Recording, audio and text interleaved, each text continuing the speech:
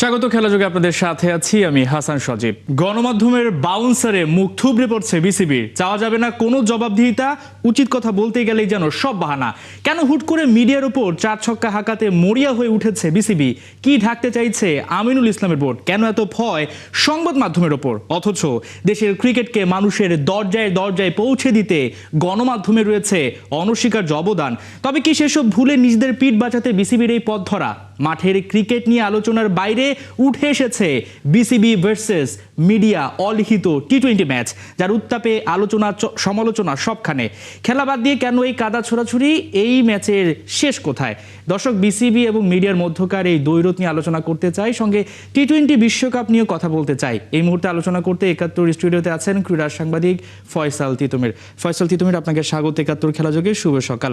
যেটা বলছিলাম যে মিডিয়ার যেই দ্বৈরথটা শুরু হয়েছে, বিসিবির মধ্যকার যে একটা টি-20 ম্যাচ শুরু হয়েছে, সেটার আসলে শেষটা কোথায়? এখন তো আসলে মাঠে খেলা নেই, সো মাঠের বাইরের এগুলোই এখন আসলে খেলা হয়ে দাঁড়াচ্ছে আমাদের সামনে। এটার আসলে শেষটা কোথায় সেটা এখন বলা মুশকিল, তবে শুরুটা কোথায় আমরা সবাই জানি।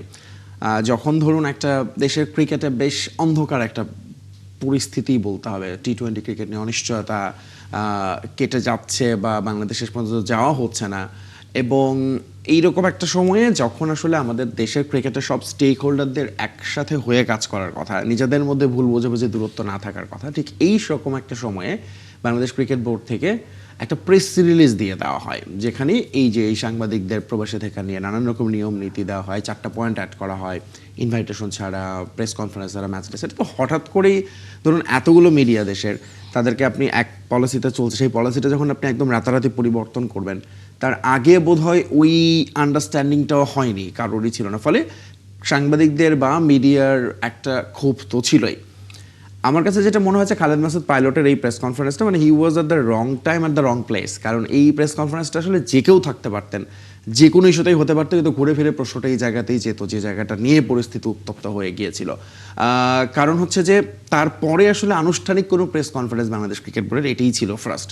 ফলে ওই প্রশ্নটাই সাংবাদিক দিক থেকে উঠেছে যে শুধু তার মানে আপনারা ডাকলেই আমরা আসতে যদি পারি, সো এটা আসলে অনেকটা পিআর এজেন্টের মতো কাজ কিনা, এরকম প্রশ্ন তারা করেছেন। কারণ তাদের ভেতরে ক্ষোভটা আসলে ছিল, এই প্রশ্নের উত্তরগুলো তারা খুঁজছিলেন।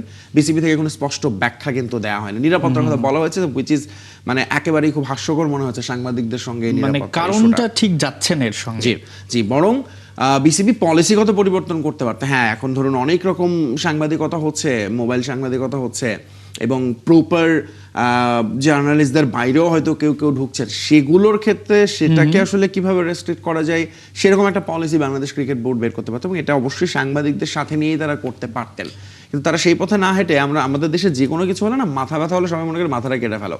আচ্ছা, এখন বিসিবি মনে করতে যাচ্ছে, এখন অনেক রকম রিপোর্ট হচ্ছে, অনেক রকম নিউজ হচ্ছে, সো এগুলোকে আপাতত থামানোর জন্য সাংবাদিকদের প্রবেশটা বন্ধ করে, এটাই মনে হয়েছে আসলে। অথচ আপনি যেটা বললেন যে সংবাদ কর্মীদের সঙ্গে কিন্তু কিছুদিন আগে বিসিবির একটা মিটিংও হয়েছিল, যে কিভাবে বিপিএলটা ভালো করা যায়, কিভাবে দেশের ক্রিকেটটাকে আরো এগিয়ে নেওয়া যায়। কারণ সাংবাদিকদের চিন্তাভাবনার সঙ্গে বিসিবির চিন্তাভাবনার হয়তো বা মিল নাও থাকতে পারে, মিল করার জন্য, অর্থাৎ ভালো কিছু করার জন্য। আমরা যদি একটু জুলাই অভ্যুত্থানে যাই, যে জুলাই অভ্যুত্থান হয়েছে আমাদের বাক স্বাধীনতার জন্য নানা কারণে, সেখানে স্বাধীন সংবাদ মাধ্যমের উপর বিসিবি এই ধরনের সিদ্ধান্ত এভাবে নিতে পারে কিনা, এবং সেখানে ঘুরে ফিরে একটা কথা এখন চলে আসছে যে বিসিবি একেবারে নানা মাধ্যমে সমালোচনা করছেন দর্শকরা, যে তারাও কি স্বৈরাচার হয়ে যাচ্ছেন কিনা, যে নিজেদের মতো যে কোনো একটা ডিসিশন নিয়ে ফেললাম।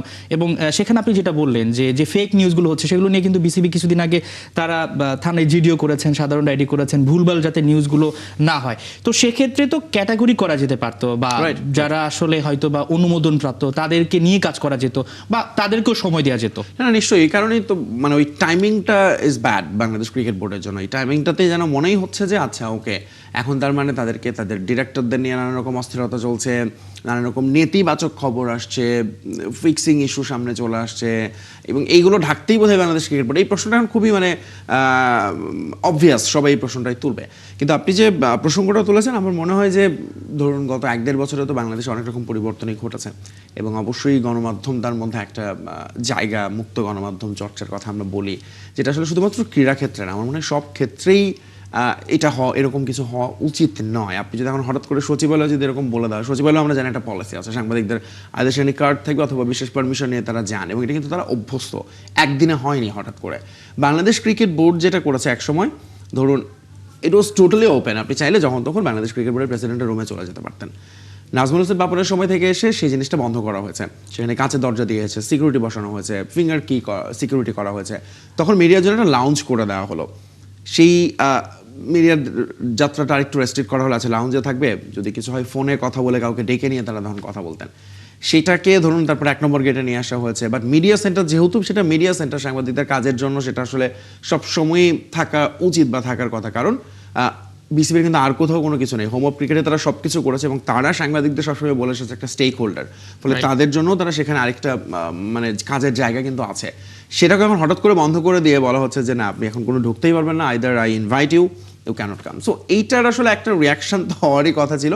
এখন সেই রিয়াকশনটার কারণে আমরা এত কথা বলছি, কারণ কালকের প্রেস কনফারেন্সে যদি দেখেন, একটা লম্বা প্রেস কনফারেন্স এবং সেখানে অনেক ইস্যুস নিয়ে কথা বলছে। দেশের ক্রিকেটকে সারা দেশে ছড়িয়ে দেয়, তৃণমূল পর্যায়ে ছড়িয়ে দেয়, 137টা উইকেট বানানোর কথা বলছেন, স্টেডিয়াম সংস্কারের কথা বলছেন।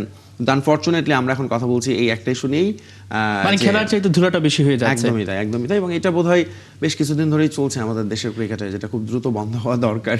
একদমই। নিশ্চয়ই আপনার মনে আছে যে হোটেলে একটা কাণ্ড ঘটে গিয়েছিল, সাংবাদিকরা শেষ পর্যন্ত বয়কট করে সেখানটা থেকে চলে আসেন, এবং পরবর্তীতে এই বিসিবি বোর্ড যিনি আসলে রয়েছেন প্রেসিডেন্ট, তিনি কিন্তু তাদের পক্ষ থেকে ক্ষমা চান, এবং সেক্ষেত্রে আমরা দেখি যে আবারও সাংবাদিকরা তাদের নিউজ কাভারেজ করেন, তো নানা মাধ্যমে কিন্তু আবারও সেই আলোচনাগুলো বন্ধ হয়ে যায়। বিসিবি এই যে যেটা বললেন যে এখন যে কাজটা করছে, আবারও কি আমরা এই ধরনের একটা জিনিস দেখতে পাবো কিনা, যে না ঠিক আছে কিছু জিনিস আমাদের ভুল হয়ে গেছে, অর্থাৎ তারা কি বেশি চাপ নিয়ে ফেলছে কিনা যার কারণে এগুলো হচ্ছে? তা তো অবভিয়াসলি আপনি যখন প্রথমত একটা জায়গায়, এই নির্বাচিত ক্রিকেট বোর্ড আসলে খুব বেশি দিন হয়নি, কিন্তু তারা একের পর এক চ্যালেঞ্জের মধ্যে পড়ছে। বিপিএল ঘিরে ধরুন তোলপাড় ঘটে গেছে অনেক রকম ইস্যুতে, কিন্তু যেটা আমরা সাংবাদিকদের কথা বলছি, বাট কিছুদিন আগে দেখেন ক্রিকেটারদের সঙ্গে বাংলাদেশ ক্রিকেট বোর্ডের একটা দূরত্ব হলো, ভুল বোঝাবুঝি হলো, ক্রিকেটাররা সংবাদ সম্মেলন করলেন, নিজেদের সরিয়ে নিলেন খেলা থেকে, এবং সেখানে সংবাদকর্মীদেরই কিন্তু ডেকেছেন এই নিউজ কভারেজের জন্য। এক্স্যাক্টলি, দুটো পক্ষই রেখেছে। তো গণমাধ্যম তো আসলে পাইলট ভাইয়ের কথার সঙ্গে এক জায়গায় বা বিসিবি সবসময় বলে আপনারা তো আমাদের বন্ধু, শত্রু নই, কিন্তু আচরণে যেন সেটা খুব একটা প্রতিফলিত হচ্ছে না, বরং পরেরটাই বেশি মনে হচ্ছে শত্রুই। সো বাংলাদেশ ক্রিকেট বোর্ডের কথা যেটা বলছিলাম, যে ধরুন সাংবাদিকদের আগেও তারা তাদের মেইন স্টেক হোল্ডার ক্রিকেটারদের সঙ্গে তাদের একটা দূরত্ব হলো, সংবাদ সম্মেলন করলেন দুই পক্ষ, বেশ হার্ডলাইনে চলে গেল বিসিবি, ক্রিকেটাররা শেষ পর্যন্ত নিজেদের অবস্থান থেকে সরে এসে আবার খেলায় ফিরেছে। একই অবস্থা ধরুন সাংবাদিকদের সঙ্গে, এবং এর মাঝখানে বিশ্বকাপ থেকে আমাদের বাদ পড়তে হয়েছে, নানান রকম নেগোসিয়েশনে আমরা মনে হয় খানিকটা পিছিয়ে পড়েছি এরকম মনে হতে পারে, এবং সামনে ধরুন আরও বেশ কিছু চ্যালেঞ্জেস আছে। এবং যখন আপনি একটা নতুন টুর্নামেন্ট শুরু করছেন, আপনি জানেন যে আপনি বিশ্বকাপে নেই, ঠিক সেটাকে মাথায় রেখে আপনি এই যে 5, 6, 7 এবং 9-এর যে টুর্নামেন্টটা, সেখানেও আসলে ইউ নিড ইউর জার্নালিস্ট। সারা দেশের সারা পৃথিবীর গণমাধ্যমের এখন চোখ আছে, ক্রিকেট ওয়েবসাইটগুলোতে যদি আপনি দেখেন সবাই নিউজটা গুরুত্ব দিয়ে করেছে, বাংলাদেশ বিশ্বকাপে নেই, তারা নতুন টুর্নামেন্ট লঞ্চ করছে। এই সময়টা আপনি দেশের সাংবাদিকদের সঙ্গে যত দূরত্ব তৈরি করবেন, এটা আপনার জন্য তত বেশি আরও নেতিবাচক হয়ে দাঁড়াতে পারে। এবং সেই জায়গাটা আমার মনে হয় বাংলাদেশ ক্রিকেট বোর্ডের পলিসিগত কিছু জায়গা থেকে, এটা একদম ধরুন আইসিসির সঙ্গে নেগোসিয়েশন থেকে শুরু করে এই যেটা বললাম দেশের সাংবাদিকদের সঙ্গে আপনার আমার সঙ্গে নেগোসিয়েশনেও তাদের একটা ব্যর্থতা, এটা বলতে হবে। এবং যেই জায়গাটা আপনি বলছিলেন যে বিশ্বে কিন্তু যে আরেকটা টুর্নামেন্ট হচ্ছে সেটা ছড়িয়ে গেছে বাংলাদেশের গণমাধ্যমের মাধ্যমে, এই যে বাংলাদেশের গণমাধ্যমের সঙ্গে বিসিবির যে দৈরথটা হচ্ছে, এটা তো এখন যদি বলি তৃতীয় পক্ষ, অর্থাৎ অন্যান্য দেশ যারা আসলে সুযোগ খোঁজে, ওত পেতে থাকে যে কখন আমাদের একটা ভুল হবে, সেটা নিয়ে বড় একটা আলোচনা হবে। নিঃসন্দেহে বিসিবিও সেই জায়গাটা তৈরি করে দিয়েছে যে নিজেদেরকে নিয়ে আরো বেশি সমালোচনা করার। না রাইট, ধরুন প্রথমত হচ্ছে বাংলাদেশ ক্রিকেট বোর্ডের দিক থেকে এটা আসলে আরেকটু যদি পরিষ্কার করা যেত, এবং হয়তো বা তারা আগে থেকেই এরকম সিদ্ধান্ত নেওয়ার আগে, বাংলাদেশে কিন্তু ক্রীড়া সাংবাদিকদের বেশ কিছু সংগঠন আছে, বা আমরা যদি ধরে নিয়ে আছে, ওয়েল আপনি সবাইকে যদি সাংবাদিক নাও মনে করেন, প্রথম সারির যে সমস্ত গণমাধ্যম, টেলিভিশন, পত্রিকা থেকে আপনি তাদের কয়েকজন স্টেক হোল্ডারকে নিয়ে বসে একটা আলোচনার টেবিলের মাধ্যমে একটা নির্দিষ্ট টাইম লাইন দিয়ে আছে, আফটার অ্যাট সার্টেন, বা যে কোনো নর্মালি কোনো সিরিজ থেকে আপনি এটা করতেন, ওয়েল অ্যাকসেপ্টেড হতো, কারণ সিরিজে আপনাকে নর্মালিও একটা অ্যাক্রেডিটেশন কার্ড লাগে। বিসিবির জন্য কিন্তু তখন দেখেন, আমি কেন পলিসিগত কথা বলছি, এটা কিন্তু খুব সহজ এই সিদ্ধান্তটা নেয়। আপনি আছে না, কিছু সিদ্ধান্ত আপনি জোর করে চাপিয়ে দেন, হইচই হট্টগোল হবে, আর কিছু সিদ্ধান্ত আপনি খুব সুন্দর করে নিয়ম নীতির মধ্য দিয়ে যাবেন, এবং সবাই তখন সেটা নিয়ে কোনো হইচই হট্টগোল হবে না। যদি কোনো সিরিজের সময় এটা করা হতো, লেটস সে মার্চে যখন পাকিস্তান আসবে, তখন আপনি অ্যাক্রিডিটেশন ছাড়া ঢুকতে পারছেন না। এবং ওই পলিসিটা যদি আপনি কন্টিনিউ করতেন ফর দ্য ফার্দার পিরিয়ড, বা এখনও যদি এটাও বলতেন যে হ্যাঁ নির্বাচন সামনে রেখে সিকিউরিটির কোনো কনসার্ন পার্সন থেকে এটা আসতো, তাহলেও প্রবাবলি এটা আপনি তখন এটা নিয়ে প্রশ্ন তুলতে পারতেন না। কিন্তু সিদ্ধান্তটা একান্তই বাংলাদেশ ক্রিকেট বোর্ডের, যেই ক্রিকেট বোর্ডে ধরুন প্রতিনিয়ত অহরহ লোকজন ঢুকে পড়ে, আমরা রাজনৈতিক মিছিল হতে দেখি, যেই ক্রিকেট বোর্ডে ধরুন এখনো দিনের পর দিন বছর বছর সেখানে এখনো কিন্তু দোকানপাট রয়েছে ভিতরে, ফার্নিচার আপনি খেয়াল করে দেখবেন, যে কেউ ঢুকে খুবই যাচ্ছে। সেন্সিটিভ এরিয়া, যেদিক দিয়ে ক্রিকেটারদের ইনডোর স্টে প্র্যাকটিসে যেতে হয়, ছোট চিকন গেট, সেই গেটের দুপাশে সব আউটসাইডের লোকজন থাকেন, সেসব নিয়ে বাংলাদেশ ক্রিকেট বোর্ডের কোনো মাথা ব্যথা নেই। সেখানে সাংবাদিকদের প্রবেশিতে যারা ধরো প্রপার আইডি কার্ড নিয়ে যাচ্ছে, রেগুলার কাভার করছে, পরিচিত মুখ, একটা বড় কমিউনিটি ওখানে আছে যারা সবাই সবাইকে চেনে, তাদেরকে বিসিবি থামিয়ে দেওয়ার চেষ্টা করছে। এবং কখন এমন একটা সময় যখন বাংলাদেশ ক্রিকেট বোর্ড নিয়ে মনে করা হচ্ছে যে নানান রকম প্রশ্ন উঠছে, নানান রকম রিপোর্ট আসছে, এবং যেগুলো বাংলাদেশ ক্রিকেট বোর্ড হয়তো বা পছন্দ করছে না বলেই এই সিদ্ধান্ত তারা নিচ্ছে। এবং নিঃসন্দেহে সেটা কিন্তু আমাদের জন্য যেরকমটা আসলে যদি বলি যে চাপের, তাদের জন্য চাপের, সমালোচনা তৈরি হচ্ছে, দিন শেষে দূরত্বটা বাড়ছে। অথচ বারবার আমরা বলছিলাম যে সাংবাদিকরা এখানে একটা বড় অংশ। বাংলাদেশের ক্রিকেট নিয়ে আলোচনার সঙ্গে তিতুমির একটু বিশ্ব ক্রিকেটও ফিরতে চাই, টি-20 বিশ্বকাপটা নিয়ে কথা বলতে চাই। পাকিস্তান তো শ্রীলঙ্কায় চলে গেল এবং তারা টি-20 বিশ্বকাপে নানা নাটকের পর অংশ নিচ্ছে, কিন্তু একটা জিনিস ঝুলিয়ে রেখেছে যে তারা ভারত ম্যাচটা বয়কট করবে। এবং এরই সঙ্গে কিন্তু আমরা নানাভাবে দেখতে পাচ্ছি যে ভারতীয় ক্রিকেট বোর্ডের নানা মাধ্যমে কিংবা গণমাধ্যমের মাধ্যমে পাকিস্তানকে ভয়ভীতি দেখানো হচ্ছে যে তোমরা যদি এটা করো এটা হবে। তো কি মনে হচ্ছে দিন শেষে পাকিস্তান কি কোনোভাবে গলে যাবে কিনা? আমার তা মনে হয় না। তারা আসলে অনেক দিক ভেবে চিন্তেই তারা এই সিদ্ধান্তটা নিয়েছে। এবং ধরুন যেটা এক্ষেত্রে আসলে ওই যে খুবই ডিপ্লোম্যাটিক আমি বলবো, কারণ হচ্ছে তারা ঠিক বারবার একটা উদাহরণে টেনেছেন যে রিজনটা তারা দেখিয়েছেন যে সরকারের পারমিশন নেই, বা সরকারের কি বলে ওটাকে, খেলার জন্য তো একটা ছাড়পত্র লাগে, সেটা তারা পায়নি বলে যাচ্ছে না। যে ইস্যু দেখিয়ে ভারত অফিসিয়ালি জানিয়েছিল তারা পাকিস্তানে চ্যাম্পিয়ন্স ট্রফি খেলতে আসবে না।